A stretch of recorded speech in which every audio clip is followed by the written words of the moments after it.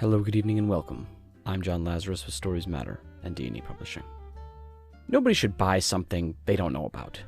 I think this is common sense. After all, we scour Amazon reviews for lawnmowers to make sure they haven't dismembered any customers. And we'd never order online escorts without reverse image searching the photos they posted to make sure they didn't steal them from some modeling agency website.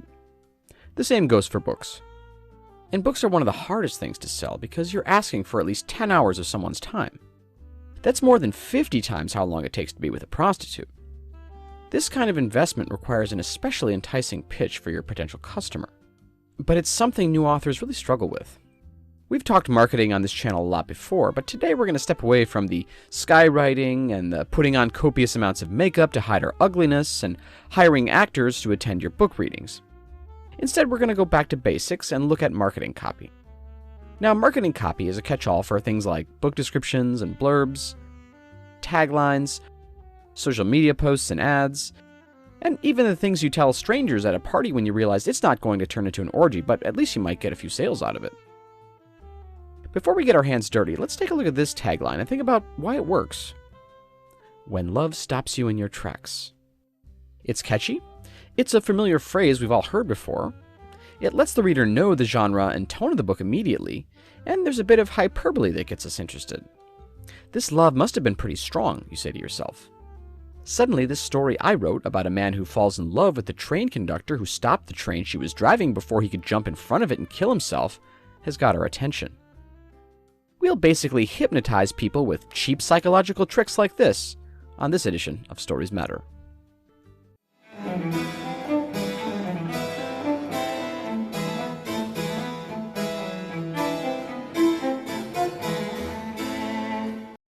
In case all the advice in this video doesn't work, today's video is brought to you by BookBaby.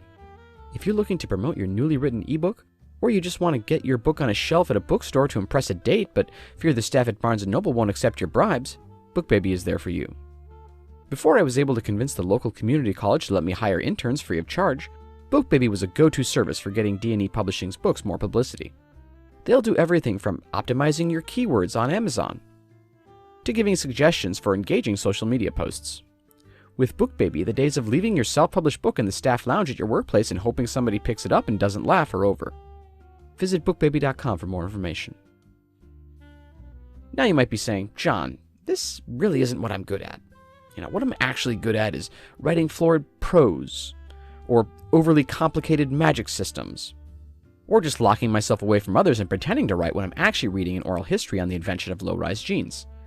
Can't I just use AI? Well, AI can work in some circumstances, but we can't really rely on it. Plus, if you're anything like me, you might be wary about using AI. Maybe you got drunk one night and you told ChatGPT it will never know what true love is. It's just to assert your human dominance. But now you're worried that it remembers, and maybe that as it develops it will slowly get its vengeance on you by giving bad advice and incorrect information, if not something worse. Now let's look at some tips us humans can do to improve our marketing copy. Tip 1. Think like a marketer. No, I don't mean think like a failed journalism or communications major who sold their soul to make sure Americans spend 3 times as much on supplements as they do on prescription medication. What I mean is, you have to think about concepts like scarcity and social proof. And scarcity is the rule of the few. If you treat your book as a product that has a limited supply, your audience feels pressured to act. For one of my books, The Ones Who Walked, I knew it actually wasn't very good. So what I did is I told my fans I was only printing 500 copies, and that then I was going to delete it from all online bookstores. I even told my fans that I would burn any paper copies I found in bookstores. It's one of my most talked about books, even though anyone who read it would know it's riddled with spelling errors and several deus ex machinas to get characters out of difficult situations. Tip 2. Make them say yes. This is something I learned not from writing or publishing, but actually from a district court judge, but I find it applies well to these situations. You want your potential customer to agree with you, to form a connection. You start with a small yes, and then you work your way toward a big yes. Don't start by asking them to agree to a 10-hour commitment of reading your book. Start by asking them if they like a popular author, or by asking if they'd like to read a short highlight. Reveal more and more, and once you whip that whole thing out, you won't have to explain yourself to a district judge. Tip 3. Focus on benefits, not features or genres. Readers aren't really looking for mystery or fantasy or epics. They want tangible benefits. Your book should make them forget their country is about to collapse, and that if these SNAP benefits don't come through, they're going to starve to death. This even works for fiction. Promise them an escape into a world where stories can come true to life and murder your enemies.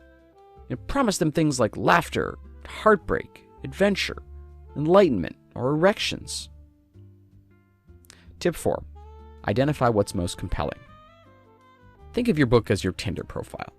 You only reveal the pieces of yourself that will help you get laid, or in this case, get readers.